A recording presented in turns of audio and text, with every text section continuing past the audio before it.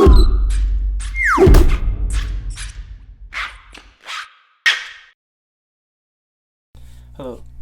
Hey everyone, it's Peter here with Goodereader.com. What we have here is the remarkable writing tablet, slate, whatever you want to call it, e-ink writing device. And on the right we have the Goodereader 13.3. Both of these guys do amazing writing capabilities. Both of these have styli, and both of them have degrees of pressure sensitivity. These are the only two with degrees of pressure sensitivity. The Sony DPT RP1 doesn't even have that. So what we're going to do is just show the hardware first. So we'll show the remarkable. So you have a flush screen and bezel, everything's white. You have the buttons are white here.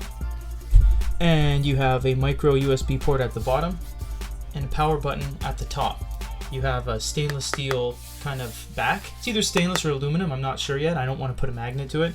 And these rubber stoppers on the side. The Goodereader 13.3 is not flush screen and bezel. It is capacitive or stylus interactable. You have a stylus holder on the side. Nothing on the top. The bottom is where everything happens. You have the back, home, and more/additional menu options. You have the power button, and you have a power button, not a power button, sorry, power buttons here. A micro SD, a micro USB, and a hard reset button. The back is a flat black plastic backing. First we'll look at the remarkable stylus. So the remarkable stylus is pure white. It has a backing here that is dedicated about 20% of the entire pen for a single nib, even though they do give you a full case of nibs when you buy the unit. There's no secondary button, tertiary button, nothing like that. There is the nib at the front. It does have 2000 levels of pressure sensitivity. Very nice. The Goodereader pen does not need batteries as well. Neither of them need batteries. This one has an erase function, a clip, and a place to put it on the device right here, and it does have the removable nibs as well. I'm not going to give too much of an individual backstory on either of these devices because we have respective videos for this one and this one. You can go to youtube.com/Goodereader to check it out. We're going to start on the remarkable. The home screen is very, very nice. It's very home screen friendly. It doesn't look like a Kindle Touch or something that just has like a list of stuff. Like for example, the Sony DPT RP1, they have no home screen. It's just a list of your content, whereas they have notebooks, documents, ebooks, and bookmarks. You also have the RM up here that is a full list of settings for you. So we're going to go to notebooks and we'll get a notepad going very soon. We also can interact with this with your finger or the stylus, either one works. On the Goodereader 13.3 we split things up into 3 columns. We have your notepads, which is the primary use of this device, is to write notes because we do have stylus support.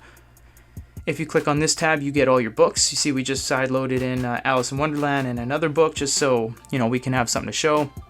These are where your ebooks are going to be, and at the last you have your Android section. So 1/3 of it is actually dedicated to Android, and this is the only 13.3-inch device with capacitive touch and degrees of pressure sensitivity that runs Open Android. You can install APK files. You see you have ES File Explorer, the Goodereader App Store. You can put anything you want on here. So that's a big advantage that the Goodereader has over other large screen writing devices.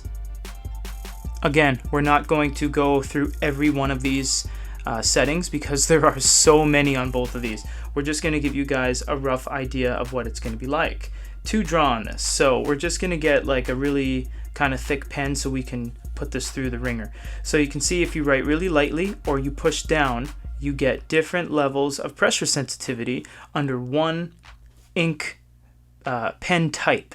So there's other things like pencil, you can do shading, and this typical ballpoint pen, but everything happens really quick on the remarkable. Erasing isn't as quick as other devices because there's no button, so you have to go to the eraser function here. You can either choose per stroke erase, or you can choose the full screen erase, or you can choose by section like that. Another thing that the remarkable does that is, well, remarkable, is if I just draw this box, I can click on this arrow here, I can box that, turns into a box in which I can then move around, rotate, copy and paste, or expand. I missed it there. There we go. Expand. That's really cool. Very good feature. You also have different layers. So if you create a new layer, for example, layer 2, we grab the highlighting tool and we go like this, Then we choose the eraser tool and erase. What do you think it's going to erase? Everything? No, it's just going to do that layer. It's kind of like a photo editing software. So that's really cool. You can also collapse all that if you just want the whole screen. There's also other things you can do like templates, landscape, and all that. They have lots of templates here. It takes a little time to load, but once it does, it's worth it. You have everything from line, grid, day planner, shot list, storyboard, everything you want. The Goodereader as well also has degrees of pressure sensitivity. So you can write really light, almost like hair thin. Look at that. Boom. Or you can press down and really get a good bleed.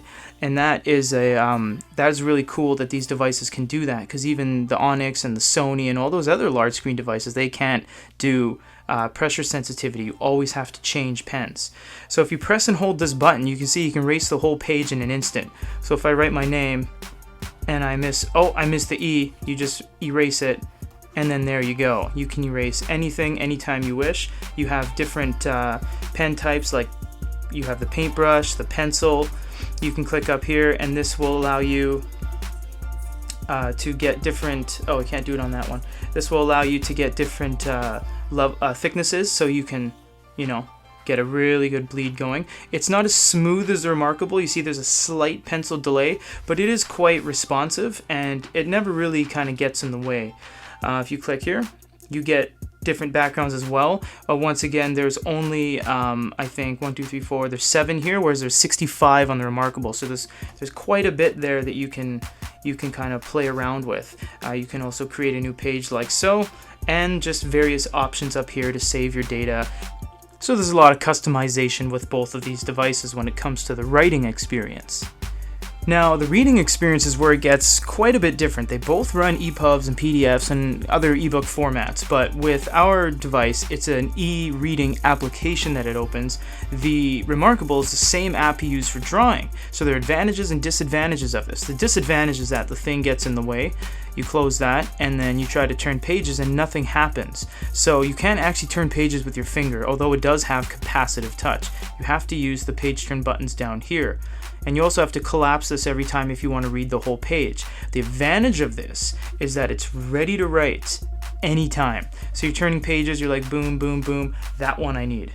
Like, that's how fast it is. No long presses, no nothing. You don't need to go into a separate submenu to take notes. So for example, I'm going to get my pen out, change a page, go like that. Oh, that one's really useful, go like that. Change pages again, write a note. It's very quick. Everything's really snappy. If you click up here, you can have the text settings, and you have all of your conventional text settings. Everything changes live down below. You can't tap out of it. You actually have to click the X up top. On the Goodereader, we have a separate PDF editor, a separate reader, a separate note taker. Everything's separate because it's running Android. You have millions of applications you can load on this. Millions. With that, this is just an example. You can put any e-reading app you want. This one I think is using Moon Plus Reader, so you can turn pages with your finger. Obviously ours is a bigger screen, it displays more text. If you tap the button down below here, you have all your information, you have library, zoom in, whatnot. What we want to focus on is reader preferences. Now this does look a little bit different than the conventional Amazon Kindle and all that, but you can get apps that look like this on here, but because there's hundreds of thousands of reading apps, we can't show everything, so we're just going to use this as an example.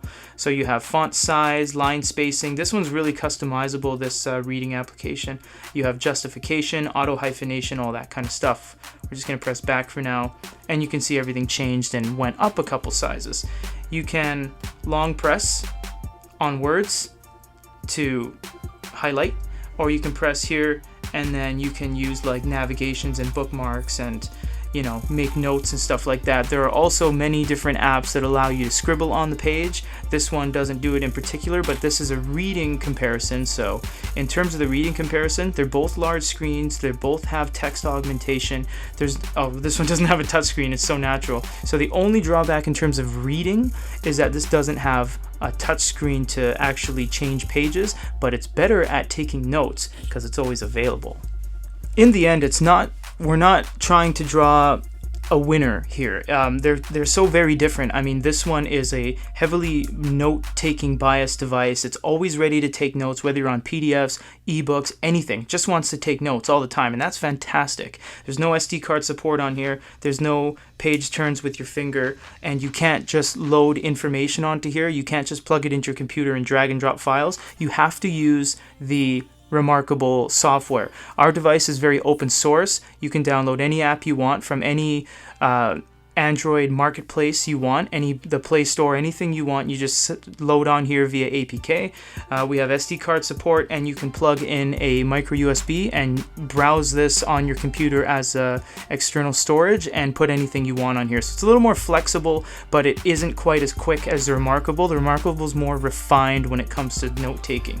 It does do that kind of refresh every once in a while to cut down on ghosting, but there's settings for different things like page refreshes and all that stuff you can change. So hope you guys enjoyed this video between the Goodereader 13.3 and the Remarkable, and no, neither of these have glow light. For Goodereader.com, this is Peter.